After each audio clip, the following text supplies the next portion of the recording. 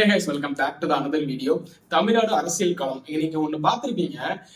ஏடிஎம்கேல ரெண்டு பிரிவா பிரிஞ்சுட்டு அதுக்கப்புறம் நம்ம எஸ்பி வேலுமணி தரப்பு, சிவி சண்முகம் தரப்புல ஒரு தரப்பா இருந்தாங்க. எடப்பாடி அவனை கலட்டி விட்டுட்டு டிவிக்குள்ள போய் ஆதரவு கொடுத்தாங்க. ஆதரவு கொடுத்த உடனே என்ன நினைச்சாங்க, இனிமே ஏடிஎம்கே அவ்வளவுதான், சோழி முடிச்சிட்டாங்க அப்படின்ற சுச்சுவேஷன்ல கொஞ்சம் கொஞ்சமா அந்த எம்எல்ஏஸ் எல்லாம் நம்ம ஏடிஎம்கே பக்கம் போயிட்டு இருந்தாங்க, எடப்பாடி அண்ணன் பக்கம் போயிட்டு இருந்தாங்க. அதுக்கப்புறம் பாத்தீங்கன்னா அப்படி மெதுவா கலர ஆரம்பிச்சாங்க. கொஞ்சம் கொஞ்சமா அங்க போயிட்டு ஒரு 4 பேர் ராஜினாமா பண்ணிட்டாங்க.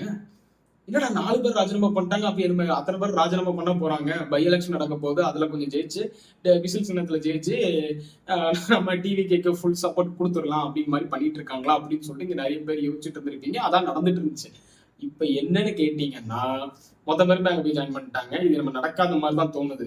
இங்க நிறைய பேர் பேசிட்டு இருந்தாங்க, ஏடிஎம்கே அவ்வளவுதான் முடிஞ்சிருச்சு, எடப்பாடிக்காக சோழி முடிஞ்சிருச்சு அப்படின்னு சொல்லும் போது நம்ம எடப்பாடி என்னன்னா ஒரு விஷயத்துல நம்ம பாராட்டிடலாம். அவர் ஆட்சி நல்லா இருந்துச்சு, நல்லா இல்லாம போயிடுச்சு, நல்ல மனுஷன், அதெல்லாம் தூர தள்ளிடலாம். ஒண்ணு அங்க எம்ஜிஆர் ஜெயலலிதா, நம்ம எம்ஜிஆர் பிள்ளை நான் இல்லை, அதனால அவர் எப்படி நடத்தலாம் தெரியாது. மத்தவங்க சொல்லியும் அவங்க கேட்டுதான் நம்ம தெரிஞ்சுக்கிட்டோம். நம்ம தாத்தா பாட்டிகள் எல்லாம் சொல்லிதான் நம்ம அதை தெரிஞ்சுக்கிட்டோம், அவர் எப்படிப்பட்டவர் என்ன ஏதுன்னு சொல்லிட்டு நம்ம தெரிஞ்சுக்கிட்டோம். பல புத்தகங்கள் படிக்கும் போதும் பல கிறிஸ்டியில தெரியும் போதும் அவர் எப்படி ஆட்சி பண்ணாருன்னு சொல்லிட்டு தெரிஞ்சுக்கிட்டோம். ஜெயலலிதா இருக்கும் நான் இருந்தேன், அவங்க எப்படி பண்ணாங்கன்னு தெரியும்.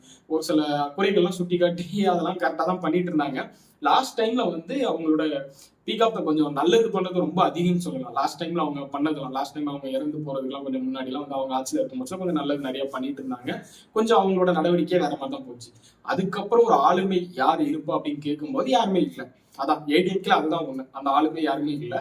என்னதான் எடப்பாடி என்ன தவறான டிசிஷன் நிறைய எடுத்தாலும் ஒரு சில ஆளுமை அவர்கிட்ட இருக்கு. என்னன்னு கேட்டீங்கன்னா, ஒரு கட்சி உடையிற தருவாயில இருக்கும்போது யாரு அடுத்த சிஎம், ஜெயலலிதா அம்மா இறந்ததுக்கு அப்புறம் யார் சிஎம் இருக்க சுச்சுவேஷன்ல அவர் தான் சிஎம் வந்தாரு. எப்படி வந்தாருன்னு தெரியும். பட் அது வந்ததுக்கு அப்புறம் ஒரு ஸ்டெடியான ஆட்சியை கொடுத்தாரு. இந்த மாதிரி உள்கலவரம் தான் அப்பவும் இருந்திருக்கும். அப்படி இருக்கும்போது 4 வருஷம் சாலிடா அவர் சிஎம் இருந்தாரு. அதுக்கப்புறம் பாத்தீங்கன்னா இப்போ பொதுச் செயலாளர் இருக்காரு. ஒரு சில பேர் கட்டுக்கோப்பட அந்த கட்சி இன்னும் வரைக்கும் என்கிட்ட இருந்து நீங்க பிடிக்கவே முடியாது அப்படின்னு சொல்ற ஒரு இதுல இருக்காரு. இப்ப நிறைய பேர் வெளியே போனாலும் உள்ள போய் ஜாயின் பண்ணிட்டாங்களே. இப்ப வெளியே போகாத ஒரு 2 பேர் இன்னும் ஜாயின் பண்ண நியூஸ் வராது யாருன்னு பாத்தீங்கன்னா விஜயபாஸ்கர் அவரு. இப்போ இன்னைக்கு ஈவினிங் கூட ஒரு மீட்டிங் ஒன்று வச்சிருந்திருக்காரு. நம்ம பேசாம டிவிக்கில ஜாயின் பண்ணிடலாமா, இல்ல ஏடிஎம்கேல திரும்ப போயிடலாமா, அரசியல இருந்து ஓய்வு வச்சிடலாமா அப்படிலாம் ஒரு டிஸ்கஸ் போயிட்டு இருக்கு. அவர் என்ன முடிவு எடுப்பாருன்னு தெரியாது. மேபி டிவிக்கில ஜாயின் பண்றது நியூஸ் அடிபட்டு இருக்கு. சிவி சண்முகம் அவர்களும் எங்க கூட தான் இருக்கிறதா எஸ்பி வேலுமணி அண்ணன் சொன்னாரு. ஆனா அதுக்கப்புறம் பாத்தீங்கன்னா அவரும் இருப்பாரா இல்ல இருக்க மாட்டாரா, டிவியை கூட ஜாயின் பண்ணிடுவாரா அப்படின்லாம் நமக்கு போக போக தெரியும். மேபி நாளைக்கு நாளைக்குள்ள அதுக்கான ரிசல்ட் தெரிய ஆரம்பிச்சிடும். ராஜினாமா பண்ணிட்டு திரும்ப டிவிக்கு கூட போயிருவாங்கன்னு நினைக்கிறேன். சரி, இது ஏடிஎம்கேக்கு தோல்விக்கு என்ன காரணம், உள்ள இருக்கிற உள்கட்சி பூசலுக்கு என்ன காரணம், அடிக்கடி சண்டை போட்டு சேர்ந்துக்கிறீங்களா அப்படின்னு கேட்டீங்கன்னா, எடப்பாடி என்ன பண்ற மிஸ்டேக்கே என்னன்னா, அங்க மொத்த பேரும் அந்த ஒன்றிணைச்சு வைக்கணும், அப்படி வைக்கவே இல்லை. அப்படி வைக்காதனாலதான் 2 கட்சி அவங்க இதுல இருந்து பிரிஞ்சு போய் 2 கட்சி ஸ்டார்ட் பண்ணிருக்காங்க. இவரோட தப்பு என்னன்னா கூட்டணி. இந்த கூட்டணியில நிறைய தப்பு பண்ணாங்க. முக்கியமா என்னன்னு பாத்தீங்கன்னா, டிஎம்கே ரொம்ப மிகப்பெரிய ஒரு குற்றச்சாட்டு வச்சு பிரச்சாரம் பண்றது யாருன்னு பாத்தீங்கன்னா பிஜேபி. ஏடிஎம்கே கூட வைக்கிறாங்க இல்லையா, பிஜேபி மேலதான் அதிகமா வச்சிருப்பாங்க. கேம்பெயின் பண்ண முச்சுல கூட என்ன பண்ணாங்கன்னா, டெல்லிக்கும் தமிழ்நாட்டுக்கும் நடக்கிற போர், டெல்லிக்கும் தமிழ்நாட்டுக்கும் சொல்லியே பேசியே கடைசியில உள்ள குறுக்க இருக்கிற நம்ம விஜய் அவர்கள் மறந்துட்டாங்க. அவரும் இங்க வின் பண்ணிட்டு போயிட்டாரு. அப்போ அப்படி இருக்க சுச்சுவேஷன்ல அவங்க சண்டை போட்டதே பிஜேபி கூட தான் சண்டை போட்டுட்டு இருந்தாங்க நம்ம டிஎம்கே அவர்கள். ஏடிஎம்கே மதிச்சாங்களா இல்லையான்னு கூட தெரியல, அவங்களுக்கு தெரிஞ்சிச்சு போல ஏடிஎம்கே எப்பனால வரப்போறது இல்லை அப்படின்னு சுச்சுவேஷன்ல இருந்துச்சு. இப்படி இருக்க சுச்சுவேஷன்ல நீங்க ஒரு அலைன்ஸை பத்தி நீங்க பேசுறீங்க, அதாவது பிஜேபி தான் நீங்க அடிச்சு பேசிட்டு இருக்கிறீங்க. இங்க தமிழ்நாட்டுக்கெல்லாம் மிகப்பெரிய தாக்கத்தை பிஜேபி மேல ஏற்படுத்திட்டாங்க. ஒரு பேக் இதா இது பண்ணிட்டாங்க. என்னன்னா, டிஎம்கே உள்ள பிஜேபி உள்ள கால் பண்ணக்கூடாதுன்னு மாதிரியே டிஎம்கே அதுக்கான வேலை மும்முரமா நிறைய பண்ணிட்டாங்க. அதுக்கான கேம்பெயின் சூப்பரா பண்ணாங்க அவங்க. அதை ஒத்துக்கிட்டு தான் ஆகணும். ஏன்னா பிஜேபி உள்ள வந்துடக்கூடாது. அதுக்காக கிட்டத்தட்ட பாத்தீங்கன்னா 10 வருஷம் உழைச்ச மாதிரி தான் அவங்க.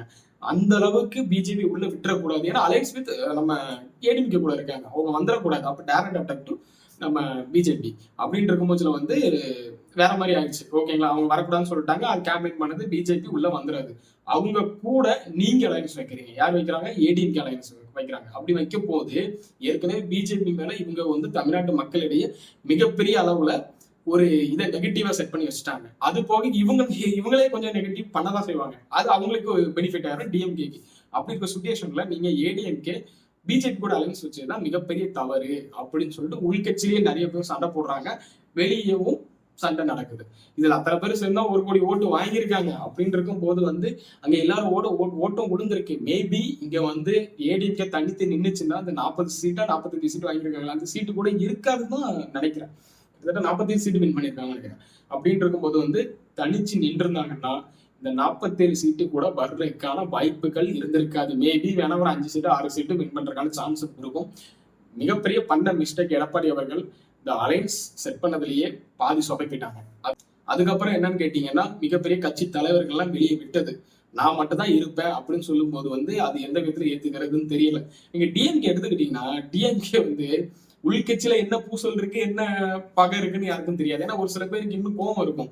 ஏன்னா நேத்து உதயநிதி அவர்கள் எல்லாம் துணை முதலமைச்சர் சீட்டை கொடுத்து உள்ள உட்கார வச்சிட்டீங்க, நாங்களாம் என்னத்துக்கு அப்படின்னு சொல்லிட்டு உள்ள இருக்கும். பட் அவங்கள பாத்தீங்கன்னா உள்ள ஏதாவது உள்கட்சி பூசல் இருக்க மாதிரி உங்களுக்கு தெரியாது. ஆனா உங்களுக்கு இருக்கும்.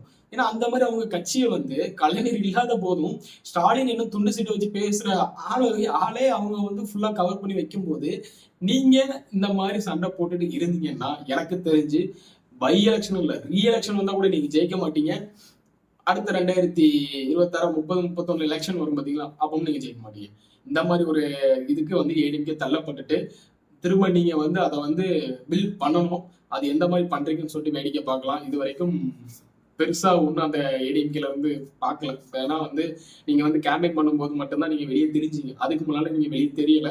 தயவு செஞ்சு சொல்றேன், நம்ம நீங்க அதுக்கு தகுந்த மாதிரி நீங்க குரல் கொடுத்து உங்க கட்சின்னு ஒண்ணு இருக்கு, நீங்க வெளியே தெரியற அளவுக்கு நீங்க வரணும். ஏன்னா எப்பேற்பட்ட கட்சி நீங்க இப்போ நிறைய பேருக்கு ஏடிஎம்கே அதெல்லாம் ஓட்டு போட்டு என்னதுக்கு அந்த மாதிரி ஒரு கதைக்கு நீங்க கொண்டு வந்துட்டு இருக்கீங்க. திரும்ப பில்ட் பண்றதுக்கு ஆனா வேலைகளை பாருங்க. அதுக்குன்னு நான் ஏடிஎம்கே சப்போர்ட் பண்ணி பேசல. நல்லா இருந்த கட்சி அழிவு நோக்கி போயிட்டு இருக்கு அந்த ஒரு ரீசனுக்காக.